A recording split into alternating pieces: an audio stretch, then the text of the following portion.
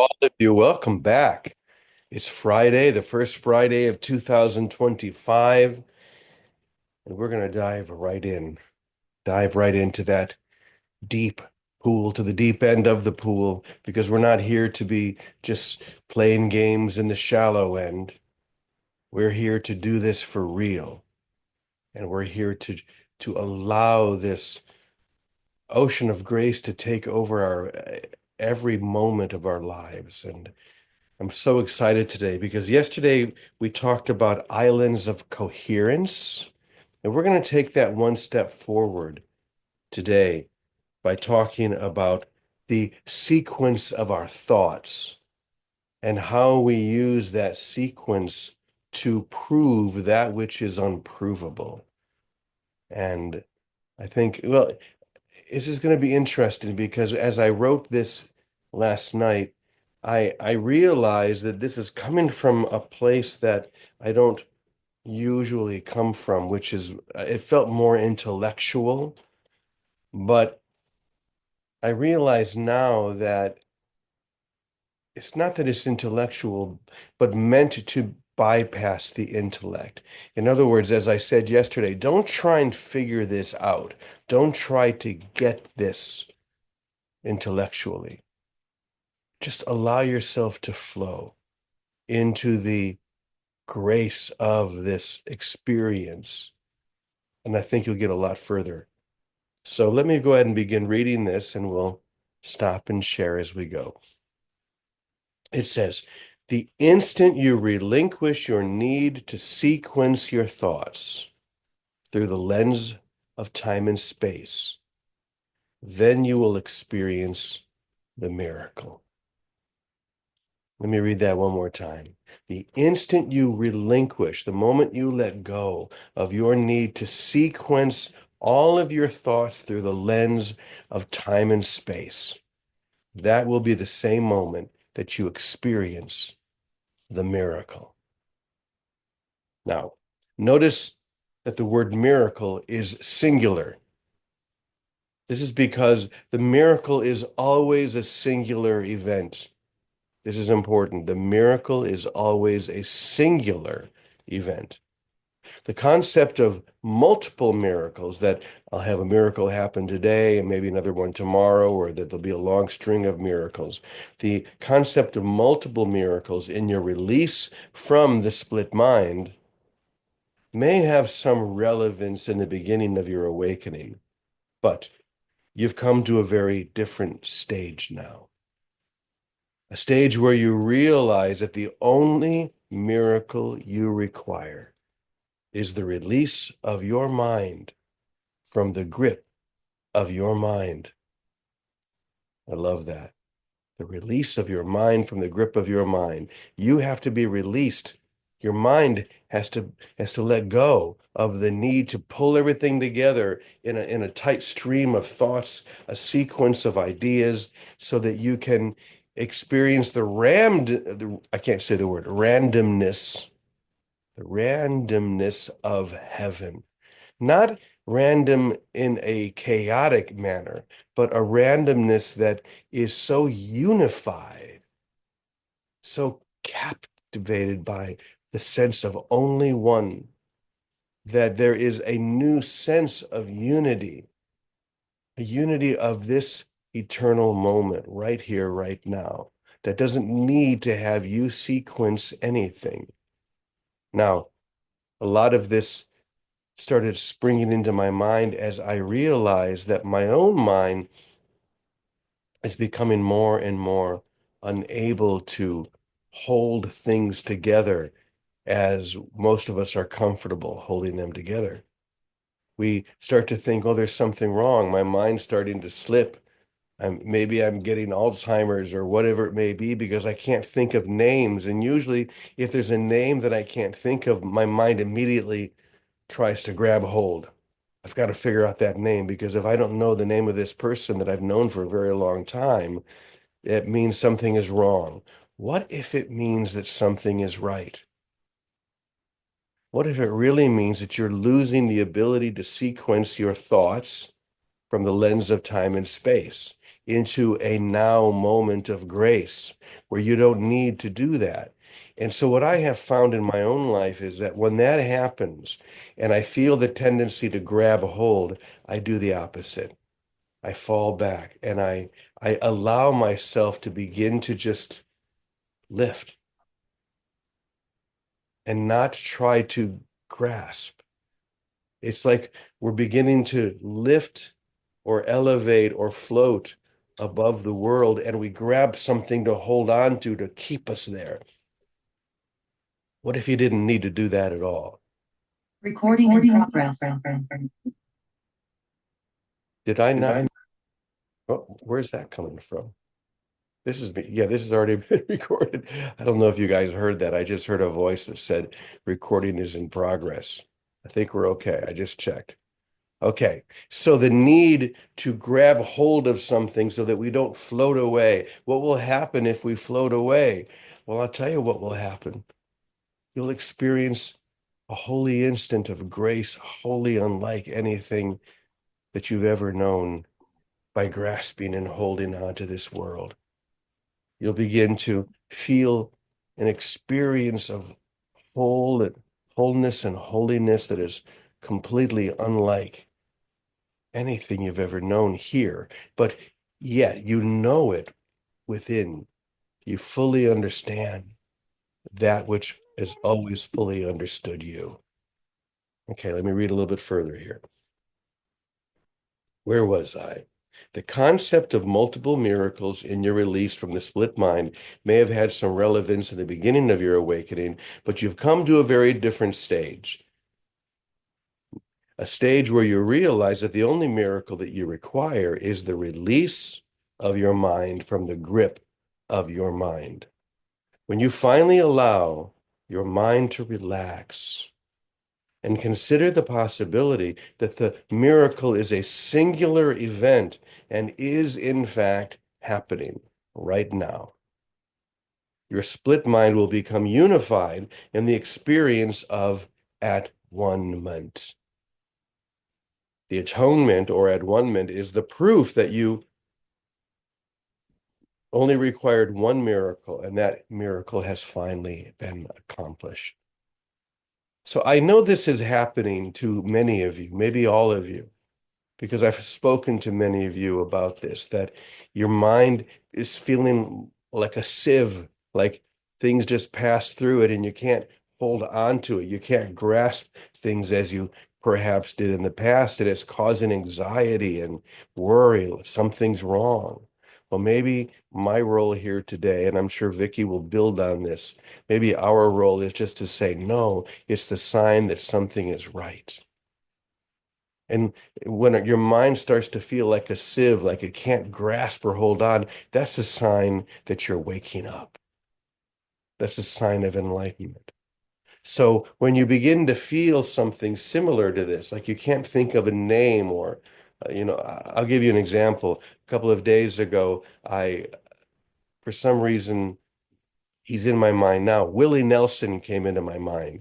And for some reason, I saw a picture of him, but I couldn't think of his name. I couldn't remember what Willie Nelson's name was. And so what I did, instead of trying to figure it out, come on, what's his name? I just let it expand in my mind, and something miraculous began to happen as I just allowed the space to be open rather than try to close the door on that experience. I felt myself lifting. I felt myself dissolving, which is what we're going to hear now. So let me read further. Okay. Your need to sequence your thoughts through the lens of time and space is another way of describing your addiction to arranging your thoughts into your own version of predictable order. Let me read that again. That's important. So once again, this is about your need, something that you feel like you need to do, to sequence all of your thoughts into a straight line through the lens of time and space. This is all just another way of describing an addiction that you have. that we all have. This is what time and space is for. It's the addiction to arranging your thoughts into your own version of predictable order. Your ability to predict what's going to happen next. Your ability to predict what you need to do next. This is what's keeping you. This is the grip of your mind upon your mind. The problem is that your version of predictable order is unique and different from every other person's version, especially God's. Your version of predictable order has nothing to do with reality. It has nothing to do with freedom. It has nothing to do with grace, because freedom and grace and reality are in a constant divine flow, not a predictable path, but one that you could never predict. And this is how the miracle operates in your mind in unpredictable ways. That's the grace of the miracle. It doesn't happen the way you think it's going to happen. You can't sit down in the morning and say, okay, I want the miracle to happen here and I want the miracle to happen there. No, the miracle happens on its own when you get out of the way, when you break your need to sequence, to have a sequence of thoughts through the lens of time and space. Okay, you want to believe that the order you perceive is the same as everyone else's, but it isn't. It's very similar to saying that the dream that you experienced last night is yours and yours alone and cannot be shared by any other person. In other words, I don't know what you dreamt last night. I can't know what you dreamt last night because it was all in your mind. Just as everything that seems to be shared here is not shared in the way that you think it is. It's shared, but in a deeper level, in a way that transcends your knowing or your supposed knowing into your knowing with a capital K. There are things that we know together, that we are one, but that knowledge has been blocked by all of the other ideas that we've held to try and sequence an idea of time and space that has never really claimed you. Now is the time to let go. Now is the moment of release. Okay. The only thoughts that can be shared are those which you share with God. The only thoughts that you can really share are the ones that you share with God, that you are one. That's the only thought that you share with God, that there's only one. There's only one thing that's happening here.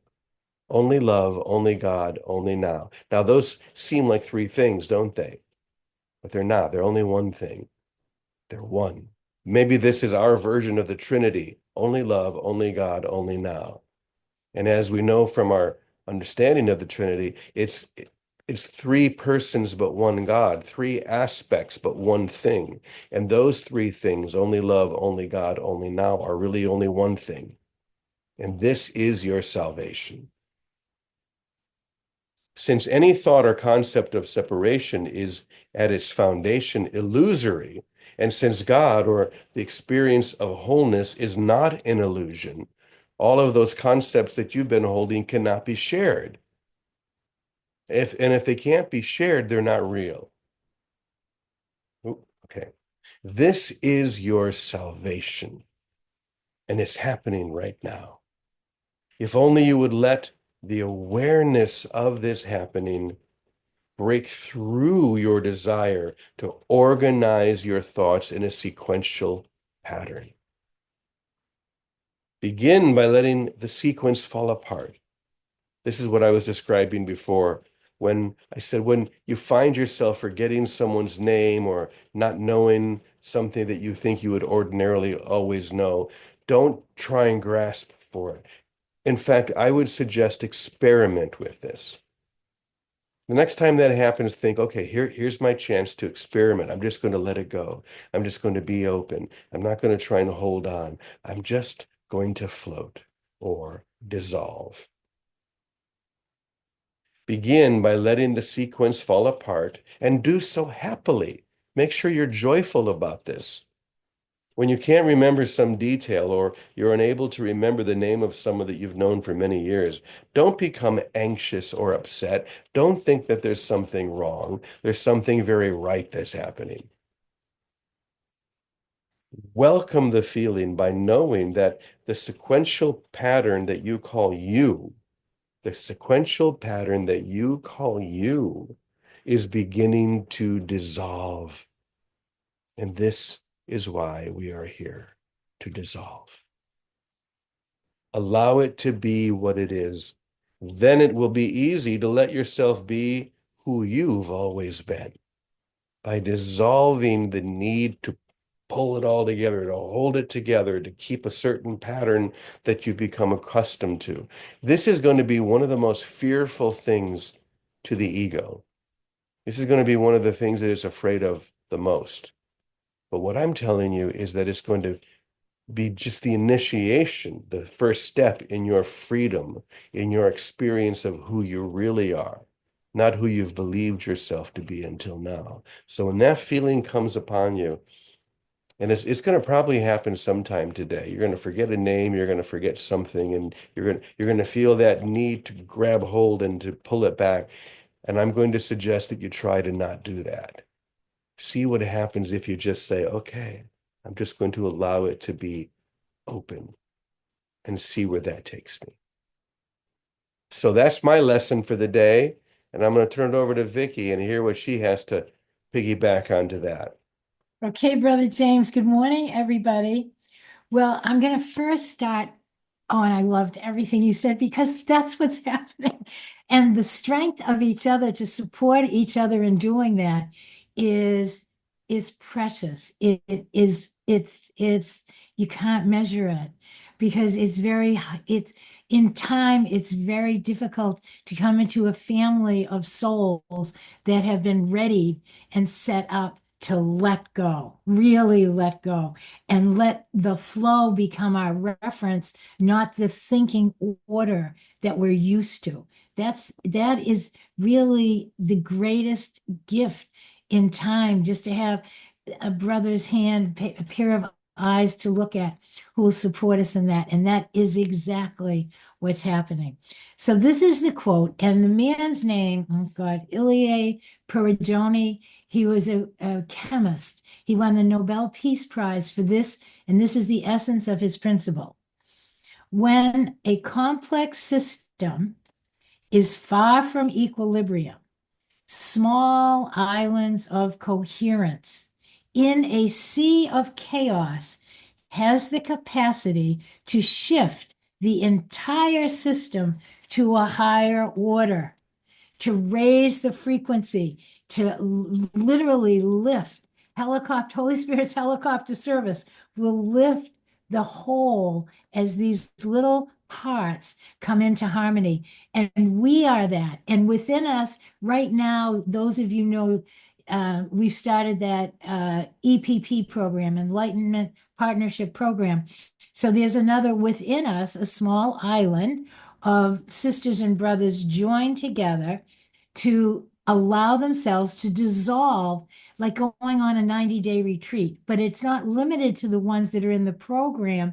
The ones that are in that program have a particular dedication and are dedicating this 90 days to that. But it affects us as a whole. And as a whole, we all can join in that, in our willingness to dissolve and be mindful of the places we're dissolving.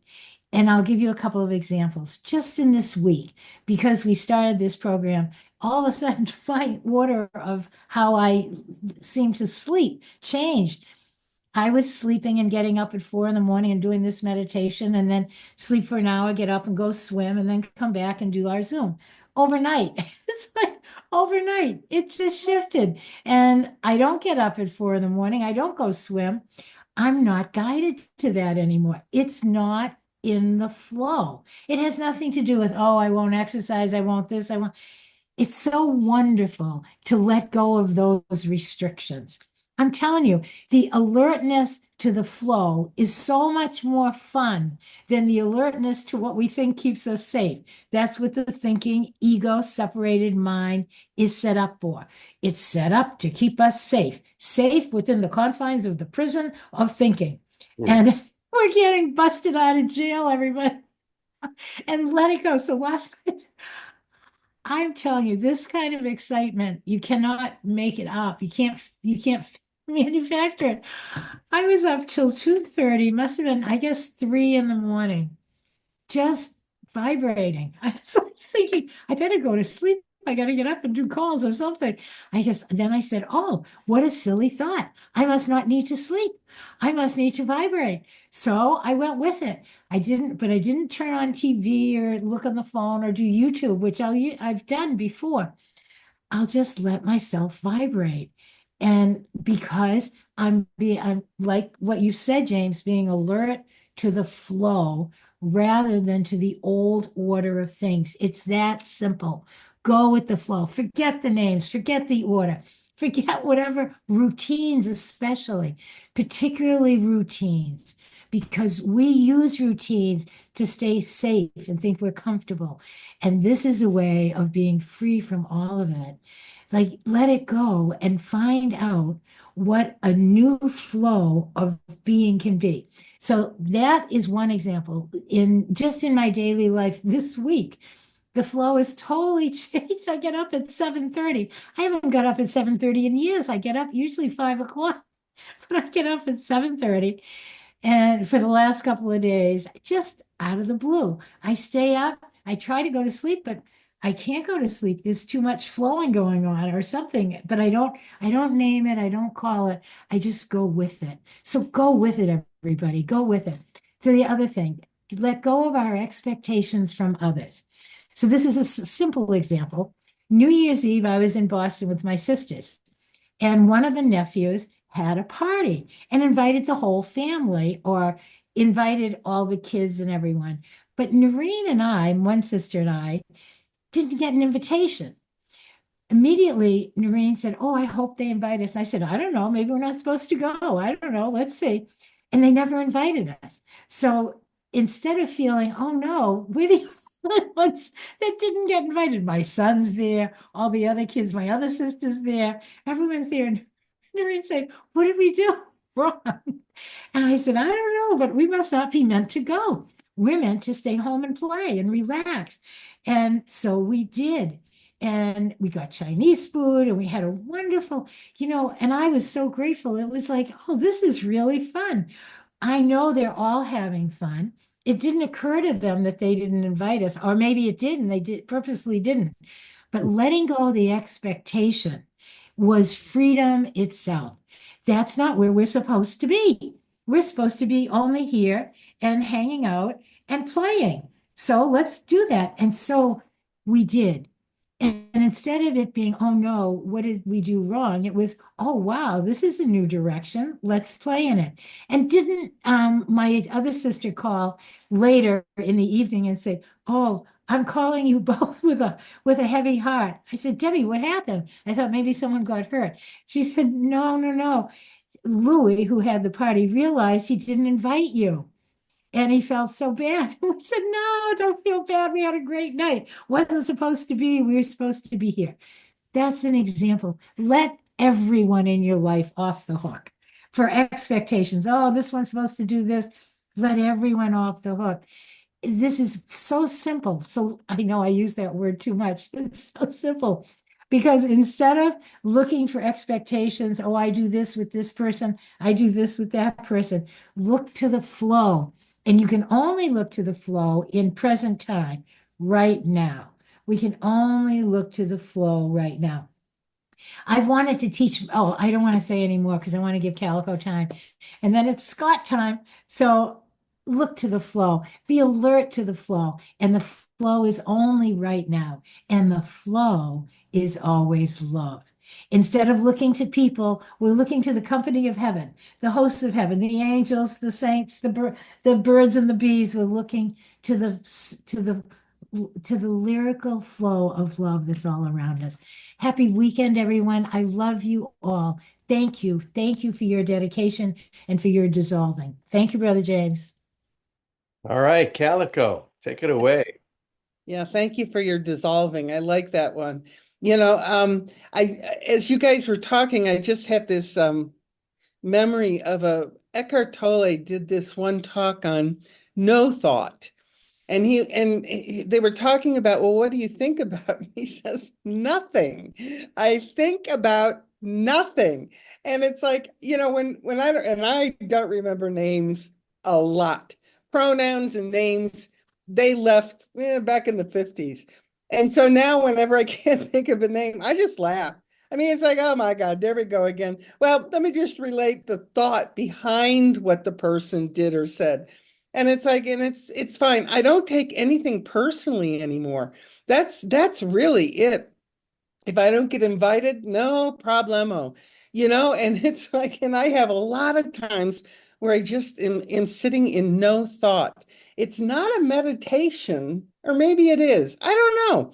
I don't really care. The reality is I'll just be sitting and it's the birds. Anytime birds are tweeting, I am lost in their song. I go with it. And there is no other thought other than the enjoyment of the birds. And, it's like, I'm sure some psychologist could have a field day with me. That's fine. I won't take it personally. And, there you go. So thank you so much, you guys. This is perfect. Oh, thank you, Calico. And we love watching you dissolve. It's like every morning you dissolve into the light, and it is so brilliant, so beautiful. And that's the lesson for all of us. Just go with the flow and let yourself dissolve. You don't need to hold on. There's nothing for you to hold on to except for old patterns that never gave you what you really wanted in the first place. But there is a new pattern, and it is the pattern of grace. It's the pattern of love, and it's happening. It's happening to each and every single one of you everywhere you look. All you have to do is open up your eyes to see clearly that which is happening right now. So go with it, allow that divine flow to take you, begin to just dissolve and don't hold on anymore. Let yourself just float away. And to that, we say, Amen, Amen, Amen, y punto.